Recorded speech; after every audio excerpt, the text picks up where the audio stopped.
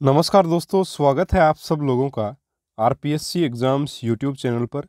साथियों, रीट एग्ज़ाम 2021 में अभी बहुत ज़्यादा समय नहीं रह गया है और देखिए हिंदी का जो विषय है वो काफ़ी महत्वपूर्ण है। हिंदी का पेपर बिल्कुल इजी आता है, लेकिन आज का जो मैं पेपर आपका लेने वाला हूँ बहुत ही शानदार पेपर है। बिल्कुल परीक्षा के जैसा पेपर आपके रहेगा, बिल्कुल नए पाठ्यक्रम और नए पैटर्न के हिसाब से रहेगा, जो कि भाषा 1 का पेपर है। लेवल 1 और 2 दोनों के लिए महत्वपूर्ण है।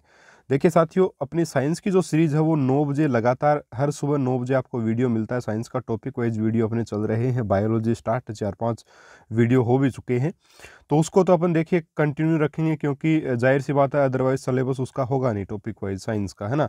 और हिंदी और साइकोलॉजी सुबह सुबह अपन करेंगे 7 बजे। साइकोलॉजी का वैसे वीडियो आ रहा था 5 दिन से लगातार, लेकिन अभी 1-2 दिन आपको हिंदी के वीडियोस देखने को मिलेंगे, क्योंकि हिंदी को भी साथ लेकर के चलना बहुत ज़्यादा ज़रूरी है। चलिए मित्रों, शुरू कर लेते हैं आज के इस वीडियो को। और अच्छा अगर आपको लगे, टेस्ट अच्छा लगे, तो निश्चित रूप से आप चैनल से जुड़िएगा, सब्सक्राइब कीजिएगा और वीडियो को ज़रूर से ज़रूर लाइक करें, अपने दोस्तों के साथ शेयर करें। चलिए, पहला प्रश्न, कंधा का तत्सम शब्द क्या है? स्कंध, सकंध, कक्षु या कंधु?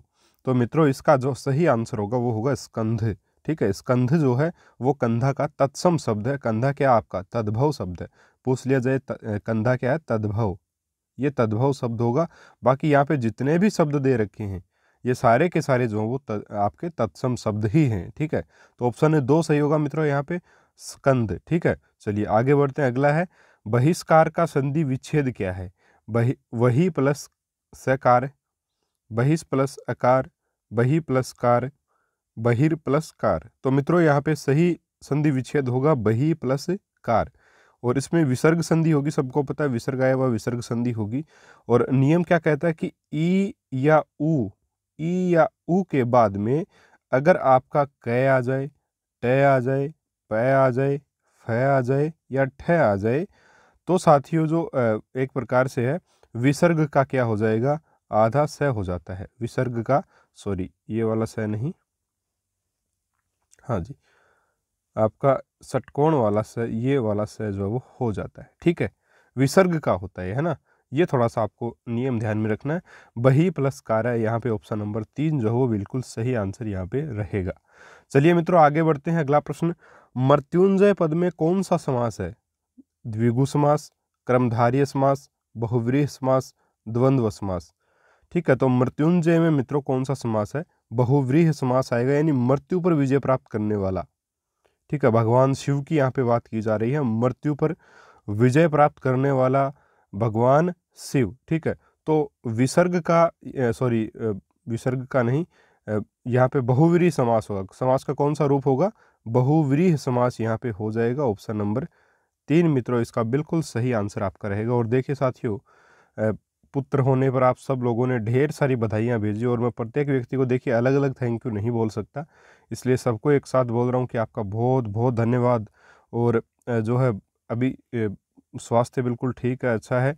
बस इतनी चीज़ है कि आप लोगों के लिए अब वीडियो बनाने की मुझे आदत जो है वो गाड़ी में ही डालनी पड़ेगी, क्योंकि जाहिर सी बात है छोटा बच्चा है तो रोने की उसकी ज़्यादा ही इच्छा रहती है हर वक्त। तो अब घर में बना नहीं सकते, तो गाड़ी में ही जो है वो साउंड वगैरह बाहर का नहीं आता, इसलिए अभी भी सुबह सुबह वीडियो बना रहा हूँ, बिल्कुल गाड़ी में ही बैठा हूँ। तो चलिए मित्रों, अगला आपका प्रश्न देखते हैं कि रमणीय में कौन सा प्रत्यय है? रमणीय शब्द में कौन सा प्रत्यय है? अनिय, ये, रम और अणीय। तो यहाँ पे देखिए रमणीय में जो प्रत्यय आपका होगा वो होगा मित्रों अनीय प्रत्यय। ठीक है, अनीय प्रत्यय यहाँ पे होगा, ध्यान रखिएगा। बहुत अच्छा प्रश्न है और ऑप्शन नंबर 1 सही हो जाएगा। अगला आपका प्रश्न, यह पुस्तक किसकी है? रेखांकित शब्द का पद परिचय दीजिए। यह शब्द क्या है? यानी कि यह के बारे में पूछा, यह के नीचे आपका रेखा लगी हुई है। रेखांकित शब्द के बारे में पूछा है निश्चित रूप से, तो ऑप्शन नंबर आपका कौन सा होगा? देखिए सही, पहला ऑप्शन आपके सामने कि सार्वनामिक विशेषण है, और यहाँ पे पुस्तक विशेष्य है, एक वचन है, स्त्रीलिंग है। ठीक है, दूसरा सर्वनाम है, एक वचन है, स्त्रीलिंग है। तीसरा गुणवाचक विशेषण है, पुस्तक विशेष्य है और एक वचन है। चौथा आपका है संबोधन अव्यय है। तो प्यारे साथियों, बताना चाहूँगा यहाँ पे ऑप्शन नंबर 1 जो है वो सही होगा बिल्कुल। देखिए यह जो है वो सार्वनामिक विशेषण भी होगा। भाई जो सर्वनाम की विशेषता बताए वही आपकी एक प्रकार से सार्वनामिक विशेषण होता है, या फिर एक सर्वनाम ही इसको अपन समझ सकते हैं। ठीक है, सर्वनाम की तरह होता है तभी इसको सार्वनामिक विशेषण कहा जाता है।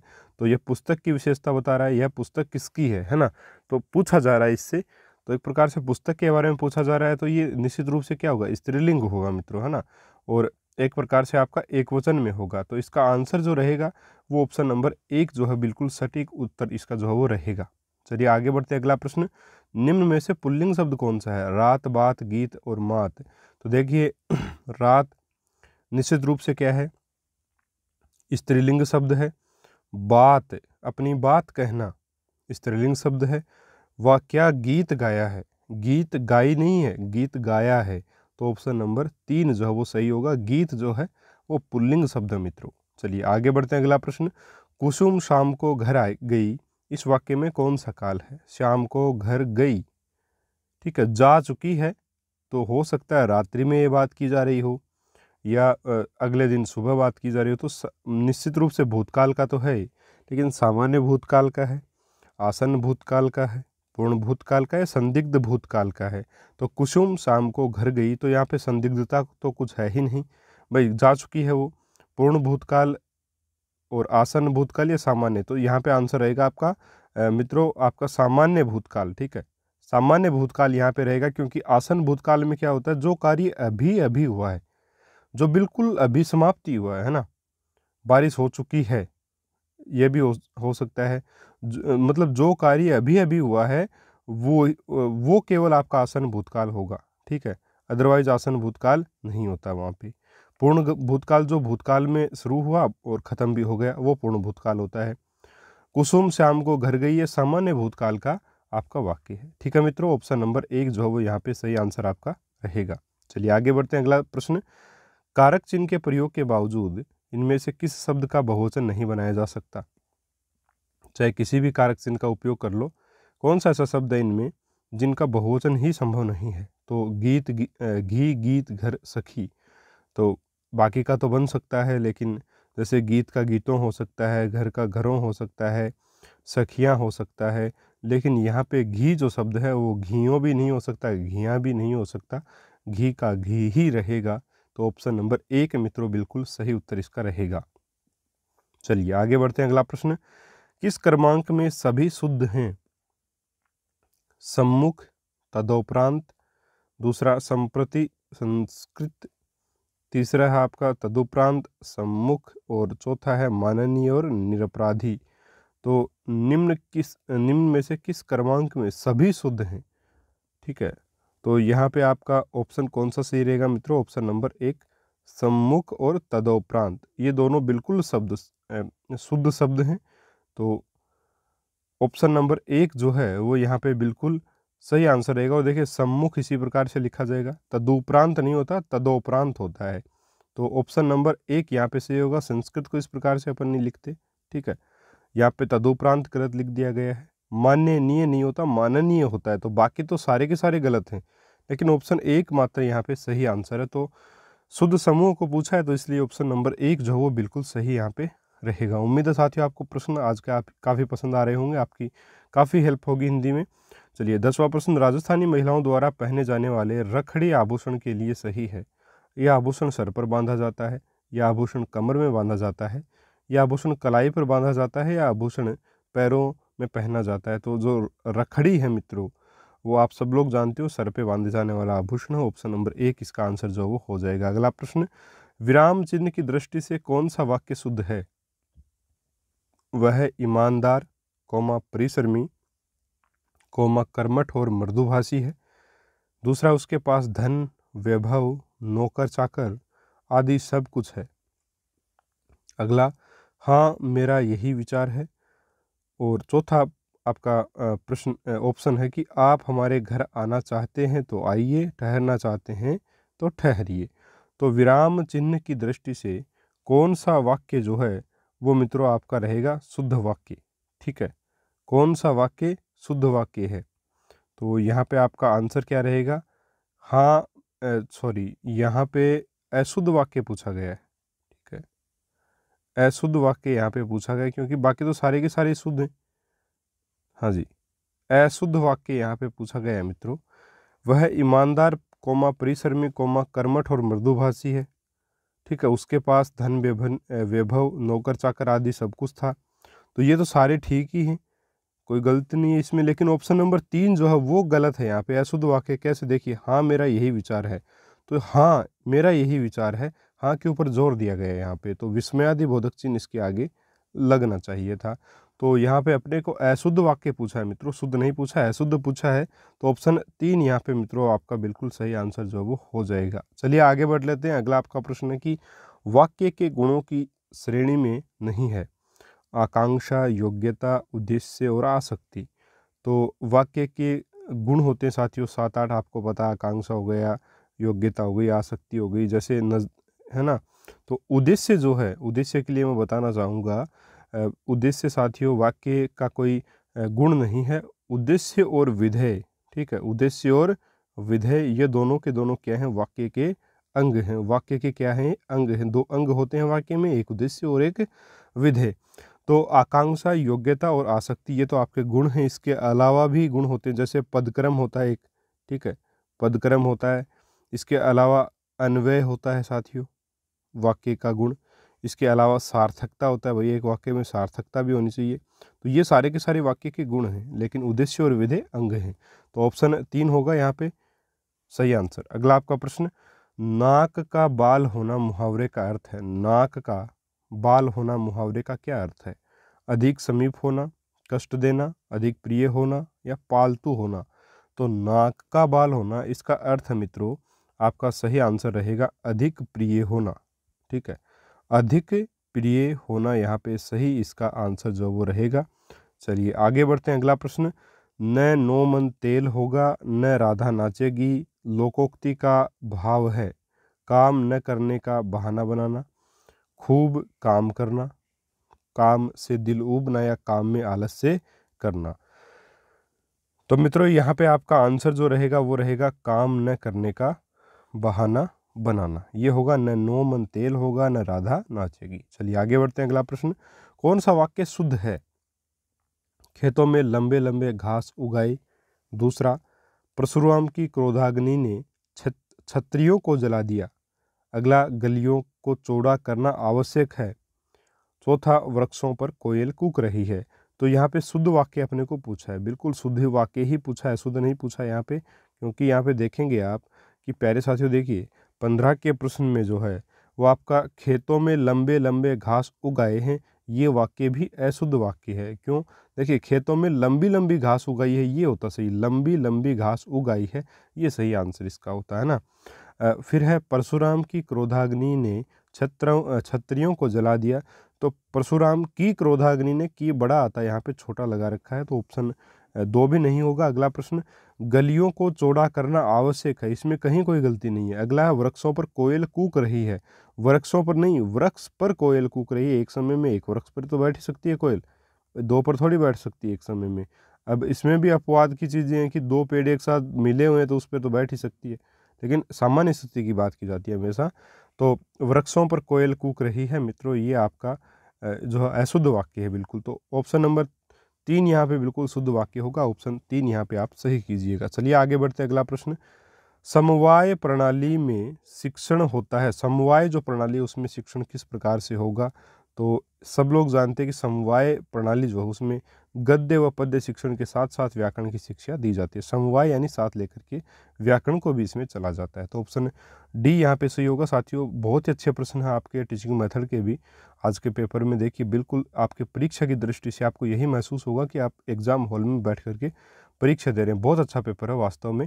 चलिए आगे बढ़ते हैं। अगला प्रश्न, पढ़ना सिखाने के लिए साहचर्य प्रणाली का निर्माण किसने किया? फ्रोबेल ने, मारिया मोंटेसरी ने, जॉन डिविया ने, मेंजिल ने। तो देखिए साहचर्य जो प्रणाली है उसका जो आविष्कार किया गया वो किया गया मारिया मोंटेसरी के द्वारा। तो ऑप्शन बी सही हो जाएगा। अगला आपका प्रश्न, विभाषी पद्धति का क्षेत्र नहीं है। विदेशी भाषा शिक्षण, अनुवाद शिक्षण, सम्मेलन में गोष्ठियाँ या प्राथमिक कक्षाएं। तो विभाषी पद्धति का क्षेत्र जो नहीं है मित्रों वो है आपका प्राथमिक कक्षाएं। बाकी विदेशी भाषा शिक्षण भी इसमें आता है, भाई विभाषी नाम से स्पष्ट है। अनुवाद भी इसमें आता है, सम्मेलन में गोष्ठियाँ भी होती हैं, ठीक है, सम्मेलन में जो गोष्ठियाँ वो भी इसी में सम्मिलित हैं आपकी। अलग अलग भाषाओं का विकास वहाँ पे होता है, तो विभाषी क्षेत्र है वो भी, लेकिन प्राथमिक कक्षाएं इसका क्षेत्र नहीं है। वहाँ पे आपकी जो क्षेत्रीय भाषा है, आपकी जो मातृभाषा है, वहीं में उसी में शिक्षा दी जाएगी। तो ऑप्शन है डी यहाँ पे मित्रों बिल्कुल सही आंसर आपका रहेगा। चलिए आगे बढ़ते हैं, अगला प्रश्न, सूक्ष्म शिक्षण चक्र की अवधि कितनी होती है? सबको पता है कि 35 से लेकर के 36 मिनट, तो 35 के आसपास 36, वैसे बिल्कुल शुद्ध जो समय है वो आपका 36 मिनट ही है, लेकिन अगर 36 और 35 दोनों दिए हुए हो तब भी 36 होगा, लेकिन ऑप्शन में 36 नहीं हो तब आप अगर 35 है तो वहाँ पे 35 मिनट कीजिएगा। दोनों ऑप्शन आते हैं, तो हालांकि ज़्यादातर जगह 36 ही मिलेगा आपको, तो 36 मिनट जो वो बिल्कुल सही इसका समय होता है। सूक्ष्म शिक्षण का जो समय है, जो अवधि का समय है वो 36 मिनट होता है। ऑप्शन नंबर जो आपका 2 बिल्कुल सही आपका यहाँ पे आंसर रहेगा। इसमें काफ़ी सारे चरण होते हैं, 5-5 मिनट की पढ़ाई होती है और आपका पृष्ठ पोषण वगैरह दिया जाता है। एक प्रशिक्षण टेक्निक है, आप लोगों को पता है, बीएड किए हुए हो आप लोग सब लोग। चलिए आगे बढ़ते हैं, अगला प्रश्न, निम्न में सर्वे सामग्री है? वाद विवाद, कविता पाठ, वार्तालाप या भाषण? तो सर्वे सामग्री कौन सी है? तो देखिए सर्वे सामग्री जो है आपकी वो पूछा है तो ऑप्शन नंबर 1 होगा वाद विवाद। भाई कविता पाठ है, ये कविता पाठ भी वैसे तो सुना जा सकता है। सर्वे निम्न में से सर्वे सामग्री है, तो यहाँ पे ऑप्शन जितने दिए गए हैं, हालांकि सारे भाषण वगैरह भी सर्वे सामग्री, आपकी वार्तालाप भी है, कविता भी, लेकिन वाद विवाद को मुख्य रूप से सुना ही जाता है। ठीक है, वाद सुना जाता है, उसके बाद विवाद, उसके ऊपर पक्ष और प्रतिपक्ष दोनों चीज़ें सुनी जाती हैं। तो यहाँ पे इसीलिए ऑप्शन नंबर 1 जो वो माना गया। ये भी आया हुआ प्रश्न जिसमें ऑप्शन ए को सही माना गया है मित्रों। ठीक है, ऑप्शन नंबर 1 को। चलिए आगे बढ़ते हैं, अगला प्रश्न, शुद्ध उच्चारण का कारण है? शुद्ध उच्चारण का क्या कारण है? अक्षर ज्ञान, सामाजिक प्रभाव, वागेंद्रियों में विकार, और आपका अगला है पर्यतन लाघव। तो अशुद्ध उच्चारण का कारण किसको माना गया है मित्रों? आपके अशुद्ध उच्चारण का जो कारण माना गया है वो माना गया है वागेंद्रियों में विकार, यानी बोलने की जो इंद्रियां होती हैं उनमें अगर विकार आ जाता है, परेशानी अगर होती है या किसी प्रकार का विकार आ गया, तो वो अशुद्ध उच्चारण का कारण जो वो इन ऑप्शंस में से माना जाएगा। ठीक है, तो ऑप्शन नंबर सी, यहाँ पे और भी सारे कारण होते हैं लेकिन इन ऑप्शंस में ऑप्शन नंबर सी बिल्कुल सही आंसर इसका रहेगा। चलिए अगला प्रश्न, सतत एवं व्यापक मूल्यांकन पर प्रभावी रूप से बल दिया गया? मुदालियर आयोग द्वारा, राधाकृष्ण आयोग द्वारा, राष्ट्रीय शिक्षा नीति 1986 के द्वारा, या इनमें से कोई नहीं? तो सतत एवं व्यापक मूल्यांकन पर जो जोर दिया गया वो दिया गया मुदालियर आयोग द्वारा। ऑप्शन नंबर 1 जो है वो बिल्कुल सही इसका उत्तर रहेगा। अगला प्रश्न, इकाई योजना का पद नहीं है? एक उप विभागों के उद्देश्य निर्धारित करना, दूसरा प्रस्तावना प्रश्न लिखना, तीसरा आपका शिक्षक शिक्षार्थी क्रियाएं निश्चित करना, समूह इकाई को उप विभागों में बांटना। तो समूह इकाई को उप विभागों में बांटना ये तो इकाई योजना में होता है। प्रस्तावना प्रश्न लिखना ये भी आता है। इकाई योजना आप अगर समझें तो क्या है, देखिए एक प्रकार की ये पाठ योजना है। ठीक है, एक प्रकार की पाठ योजना है। पाठ योजना को ही अपन इकाई योजना बनाते हैं। जो बीएड में अपन पाठ योजना बनाते थे उसको इकाई योजना बोलते हैं। तो निश्चित रूप से उद्देश्य भी निर्धारित अपन करते हैं, प्रस्तावना प्रश्न भी उसमें लिखते हैं, संपूर्ण इकाइयों को अलग अलग टॉपिक्स में अलग अलग उप विभागों में बांटते हैं कि शिक्षण बिंदु 3 ले लेते हैं एक इकाई योजना में, या शिक्षण बिंदु 4 भी ले लेते हैं ना, तो वो आपकी इकाई योजना है। तो ऑप्शन नंबर सी उसमें नहीं होता, शिक्षक शिक्षार्थी क्रियाएं निश्चित करना। तो ये क्रियाएं निश्चित थोड़ी करते हैं अपन, उसमें अपन ये लिखते हैं कि अपन क्या पढ़ाएंगे, उद्देश्य क्या है और कौन कौन से उप विभाग जो वो पढ़ाएंगे। तो ऑप्शन सी मित्रों यहाँ पे सही आंसर होगा। अगला आपका प्रश्न, न्यूनतम साधनों के माध्यम से सिद्धांत अथवा तथ्यों के स्पष्टीकरण की विधि कौन सी है? प्रदर्शन विधि, वाचन विधि, सैनिक विधि, या इनमें से कोई नहीं? तो न्यूनतम साधनों की जिसमें आवश्यकता पड़े ऐसी विधि आपकी है प्रदर्शन विधि। ऑप्शन नंबर ए बिल्कुल सही आंसर आपका रहेगा।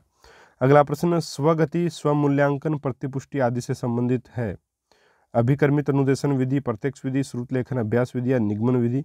स्वगति, स्वमूल्यांकन, खुद के द्वारा जो वो गति निर्धारित की जाती है, कितनी स्पीड से सीखना है, खुद का मूल्यांकन खुद किया जाता है, प्रतिपुष्टि भी मिलती है इसमें। यह है आपका अभिकर्मित अनुदेशन। बहुत ही शानदार प्रश्न, ऑप्शन नंबर ए सही रहेगा, बहुत बार पूछा गया है। अगला प्रश्न, सूक्ष्म शिक्षण के लिए सही नहीं है? प्रत्येक पाठ से पूर्व उद्देश्य तय किया जाए, दूसरा शिक्षण की समयावधि तय नहीं करें, सी है अंतः क्रिया पर बल दिया जाए, और चौथा है पठन और मूल्यांकन साथ साथ चले। तो सूक्ष्म शिक्षण के लिए सही नहीं है वो क्या है? अंतः क्रिया पर बल शिक्षण की समयावधि तय नहीं करें। ऑप्शन बी यहाँ पे आपका सही आंसर रहेगा। ठीक है, चलिए आगे बढ़ते अगला प्रश्न, वाक्य रचना व शब्दों के उचित प्रयोग का अभ्यास किया जाता है? श्रुत लेखन द्वारा, फ्लैश बोर्ड द्वारा, अमात्रिक शब्दों द्वारा या इनमें से कोई नहीं। तो देखिए वाक्य रचना व शब्दों के उचित प्रयोग का अभ्यास श्रुत लेखन में भी नहीं करते अपन, अमात्रिक शब्द द्वारा भी नहीं करते। तो यहाँ पे फ्लैश बोर्ड द्वारा फ्लैश बोर्ड के द्वारा होगा ऑप्शन नंबर बी यहाँ पे मित्रों बिल्कुल सही आंसर होगा। वाक्य रचना भाई इसमें अलग अलग शब्दों के एक प्रकार से बोर्ड्स या कार्ड्स वगैरह इस प्रकार से होते हैं, तो उनको अपने को क्रम में लगाना पड़ता है। जैसे 4-5 कार्ड के ऊपर अलग अलग, जैसे राम, ठीक है और जो है वो स्कूल लिख दिया और इधर लिख दिया जाता। अब बोला इनको, इन कार्डों को क्रम से लगाओ बच्चों को, तो बच्चे ने पहले नंबर पर राम रख दिया, दूसरे ने मान लीजिए दूसरे नंबर पर जाता लिख दिया, तीसरे पे स्कूल या चौथे पर है लिख दिया। तो क्या ये सही क्रम नहीं है? अगर बच्चा सही क्रम में लगा देता है तो ऑप्शन यहाँ पे देखिए वो सीख रहा है, इसका मतलब अभ्यास कर रहा है, तो ऑप्शन नंबर बी मित्रों सही आंसर इसका रहेगा। चलिए आगे बढ़ते हैं। अगला प्रश्न, किसी आदर्श लिखावट का जैसे का तैसा अनुकरण करना कहलाता है। बिल्कुल सेम टू सेम फोटोकॉपी कर देना क्या कहलाता है मित्रों? ये आपका कहलाएगा अनुलेखन। प्रतिलेखन नहीं होगा, अनुलेखन। ऑप्शन नंबर सी यहाँ पे आपका सही आंसर रहेगा। अगला प्रश्न, किसी भी नवीन भाषा को जानने के लिए मातृभाषा के आधार पर कार्य करती है शब्द परिवर्तन विधि, व्याकरण अनुवाद विधि, गठन विधि या इनमें से कोई नहीं। तो नवीन भाषा को जानने के लिए मित्रों व्याकरण अनुवाद विधि, ऑप्शन नंबर बी यहाँ पे आपका सही आंसर रहेगा। अगला आपका प्रश्न है मित्रों, किसी विद्यार्थी के उच्चारण दोष होने का कारण इनमें से हो सकता है। शुद्ध उच्चारण का ज्ञान न होना, पर्यटन लाघव या शुद्ध उच्चारण का ज्ञान ना होना तथा पर्यटन लाघव दोनों, या इनमें से कोई नहीं। तो दोनों होंगे। ऑप्शन नंबर सी यहाँ पे आपका सही आंसर रहेगा। एक प्रश्न इसी प्रकार का इस वीडियो में और था, जिसमें ऑप्शंस में अगर अपन देखें तो वहाँ पे वागेंद्रियों का प्रभाव ज़्यादा था, तो वह आंसर आपका हो गया। यहाँ पे वो ऑप्शन में नहीं है, इसलिए ऑप्शन नंबर सी यहाँ पे आंसर हो जाएगा। तो प्रश्न के आधार पे ऑप्शन भी बदलते हैं निश्चित रूप से। तो ये था साथियों आपका 30 प्रश्नों का हिंदी का पेपर। बहुत ही महत्वपूर्ण विषय है हिंदी, स्कोरिंग की दृष्टि से बहुत अच्छे अंक इसमें आ सकते हैं, ठीक है, बहुत अच्छे अंक हिंदी में आ सकते हैं। इसलिए इसकी कठिन जो वो आपको एक प्रकार से मेहनत करनी चाहिए इसके लिए, और ज़्यादा नहीं, आपको दिन में अगर 1 घंटा 1.5 घंटा आप हिंदी को दे देते हैं, हिंदी आपको 30 में से साथियों 27-28 नंबर दे के चली जाएगी। साथ साथ में आपको प्रैक्टिस वीक में 2 या 3 बार हिंदी का, 1-2 बार, ठीक है, या फिर शाम को 9:15 बजे में 1-2 बार हिंदी को लेंगे, तो वीक में 2-3 टेस्ट आपको हिंदी के मिल जाएंगे। और 2-3 टेस्ट वीक में मिलने पर मेरे हिसाब से काफ़ी है हिंदी के लिए, और टेस्ट रहेंगे बढ़िया, ये मैं आपको बता देता हूँ। बिल्कुल आपके परीक्षा की पैटर्न के हिसाब से मैं टेस्ट लेता हूँ, ताकि आपको फ़ायदा मिल सके उसका। चलिए अगला टेस्ट अपन कल लेंगे हिंदी का साथियों, और 13 टेस्ट अपने पूरे हो चुके हैं। और अगर आपको टेस्ट अच्छा लगा तो ज़रूर से ज़रूर सब्सक्राइब करें चैनल को। इसके अलावा लाइक करें वीडियो को और ज़्यादा से ज़्यादा लोगों तक पहुँचाएँ। चलिए साथियों, मिलेंगे अपन अगले वीडियो में एक और शानदार मॉडल पेपर के साथ। तब तक के लिए नमस्कार, जय हिंद, जय भारत।